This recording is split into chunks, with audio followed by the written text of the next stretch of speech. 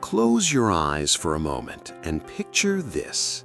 It's a Saturday afternoon in 1963, and the smell of butter and sugar fills every corner of the kitchen. Your mother, or maybe your grandmother, stands at the counter with flour dusted across her apron, carefully turning the pages of a well-worn cookbook. The radio hums softly in the background, and outside the window, neighborhood kids play hopscotch on the sidewalk. On the counter sits a red and white checkered book that every American kitchen seemed to own back then, Betty Crocker's Cooky Book. Inside those pages were recipes that turned ordinary afternoons into something magical. Recipes that made every bake sale, every holiday tin, and every after-school treat feel like home.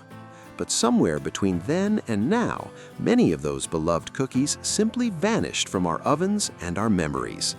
Today, we're counting down the top 10 forgotten cookie recipes from Betty Crocker's vintage cookie book, the ones that once filled cookie jars across America but have quietly faded into the past. Number 10. Jubilee Jumbles, the cookie that danced with fruit and spice. Jubilee Jumbles were everything a 1950s cookie should be: cheerful, colorful, and just a little bit fancy. These soft, cake-like cookies were loaded with chopped dates, candied cherries, and warm spices like cinnamon and nutmeg. They weren't your everyday chocolate chip cookie.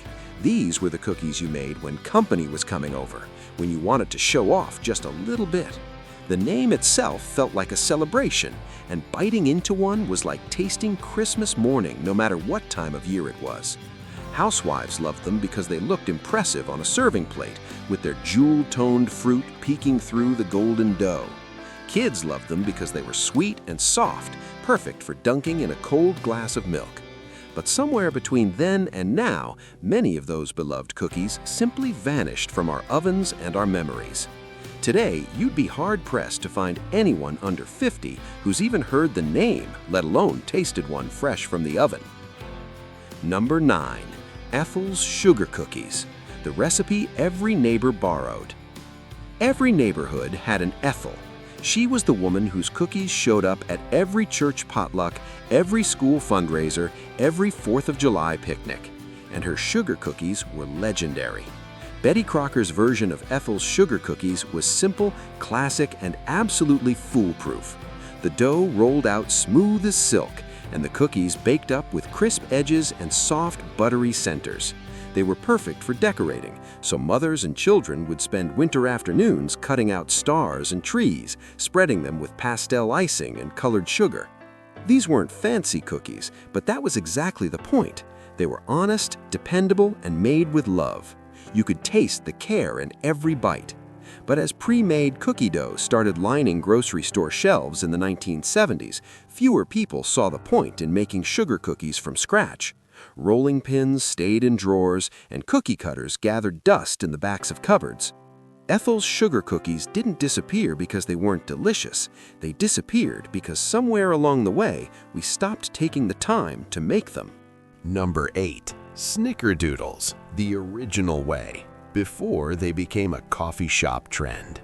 Yes, Snickerdoodles still exist today, but they're not the same cookies your grandmother made. The original Betty Crocker Snickerdoodle was a revelation.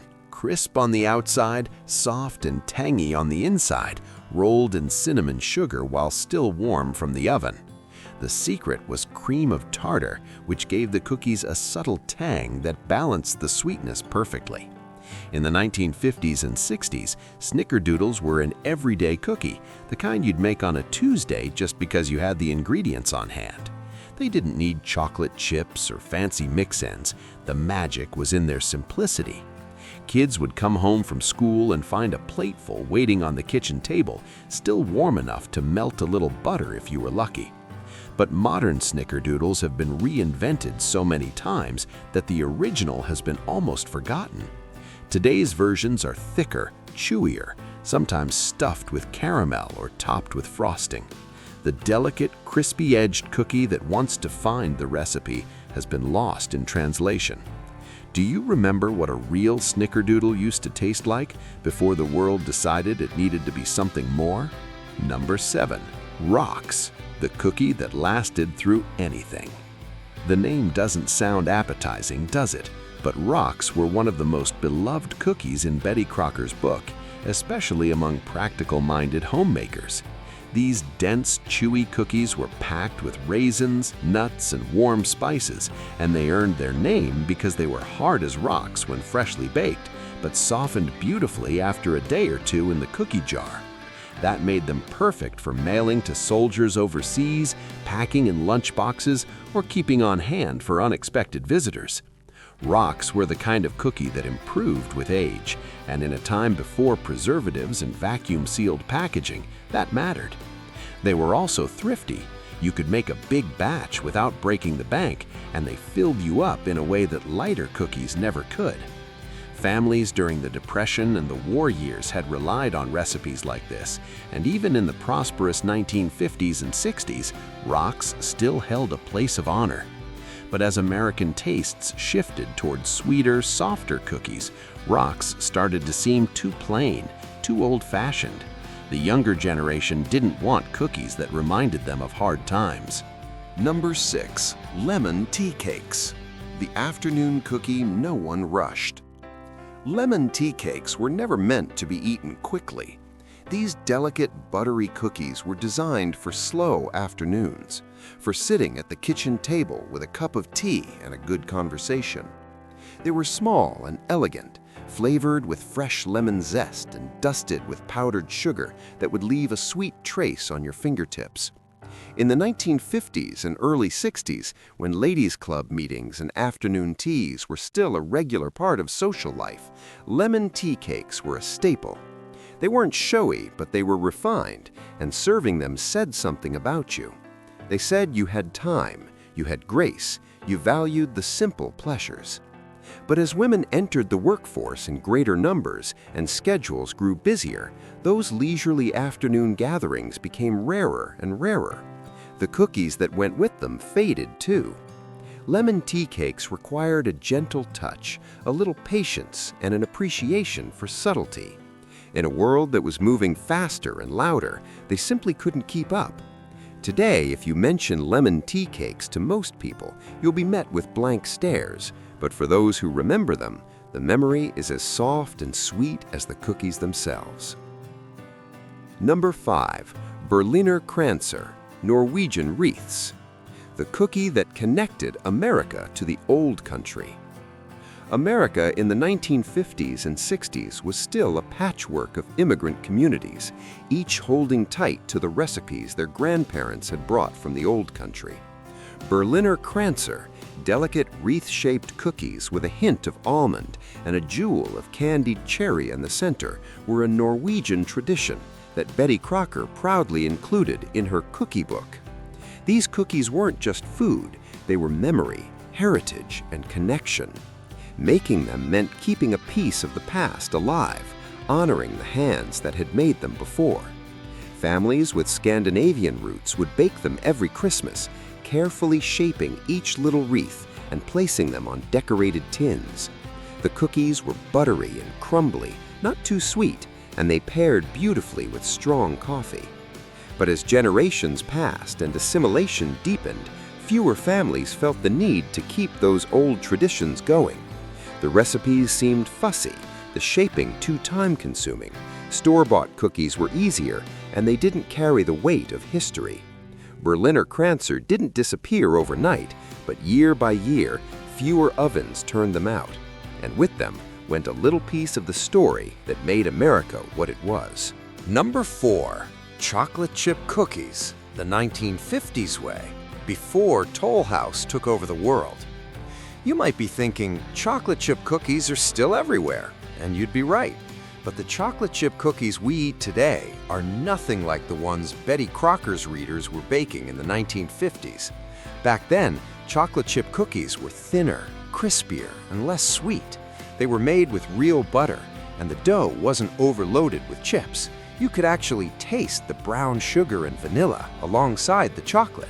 They were meant to be enjoyed with a glass of cold milk, not devoured by the handful.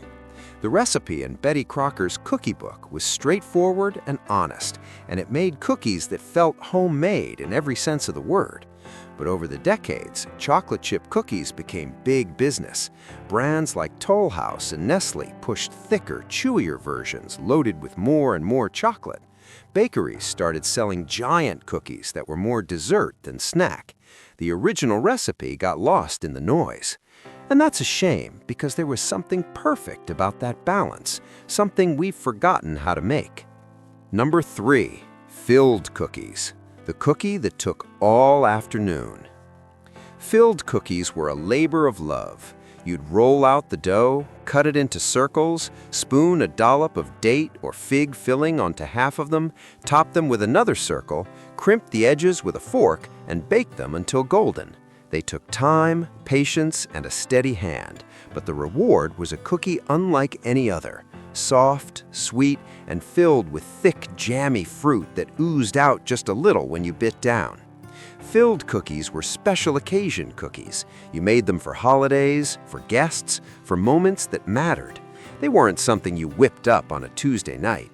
And maybe that's why they didn't survive. As life got busier and schedules got tighter, cookies that required that much effort started to seem impractical.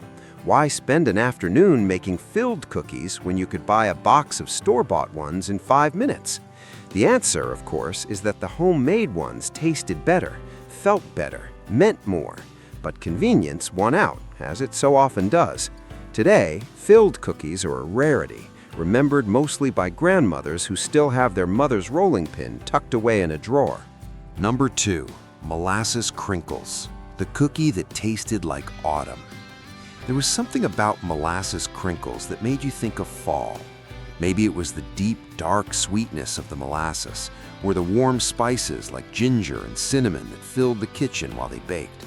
Maybe it was the way they cracked open on top, revealing soft, chewy centers beneath sugar-dusted crusts. Whatever it was, molasses crinkles felt like comfort, like home, like sitting on a porch wrapped in a sweater while the leaves turned gold. In the 1950s and 60s, these cookies were a staple, especially in rural America, where molasses was still a common pantry ingredient. They were hearty and satisfying, the kind of cookie that stuck to your ribs and kept you going through a long day. Kids loved them, adults loved them, and they were cheap to make, which didn't hurt. But as refined white sugar became more popular and molasses fell out of favor, molasses crinkles started to disappear. The bold, almost bitter sweetness of molasses didn't appeal to a generation that wanted everything lighter, sweeter, less intense. The cookies seemed old-fashioned, something your grandmother made, but you didn't. And so they faded, one batch at a time, until most people today wouldn't even recognize the name. But if you ever find yourself with a jar of molasses and a little time, try making them. The smell alone will take you back. Number 1, coconut macaroons, the chewy, not crispy kind, the cookie that defined a generation. At number 1, we have the cookie that might surprise you, coconut macaroons. Not the crispy, French-style macarons you see in bakery windows today, but the chewy, dense, sweet coconut macarons that every grandmother seemed to know how to make.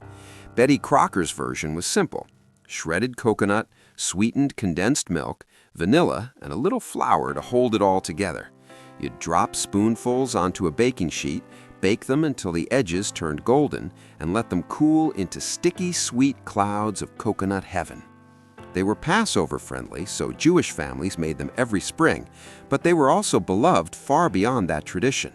They were the cookie you made when you didn't have much in the pantry, when you needed something sweet and filling and fast. They were the cookie that showed up at potlucks, bake sales, and holiday tables year after year. But somewhere along the way, tastes changed. Coconut became controversial. Some people loved it, others couldn't stand it, and macaroons fell into that divisive gray area. Meanwhile, fancier cookies took over the spotlight. Macaroons seemed too plain, too simple, too much like something from another era. And so they slipped quietly out of the mainstream, remembered fondly by those who grew up with them, but mostly forgotten by everyone else. If you've never had a real homemade coconut macaroon, you've missed something special. And if you have, you know exactly why it earned the #1 spot. And there you have it, 10 forgotten cookie recipes from Betty Crocker's vintage cookie book. 10 tastes of a world that once felt so permanent and now seems impossibly far away. These cookies weren't just food, they were tradition, they were memory, they were the language of love spoken in flour and sugar and butter. They filled cookie jars and lunch boxes and holiday tins, and they made every ordinary day feel just a little bit sweeter. Times change, tastes change, and the recipes that once brought us together can quietly slip through our fingers. But as long as we remember them, as long as we take the time to share the stories and maybe even bake a batch or two, they're never truly gone. Do you remember any of these cookies from your own childhood? Maybe your mother made them, or your grandmother, or a neighbor down the street. If you do, we'd love to hear about it in the comments below. Share your memories with us. And if you enjoyed this trip down memory lane, give this video a like and subscribe for more forgotten pieces of American history. Until next time, keep those memories alive and never stop savoring the sweetness of the past.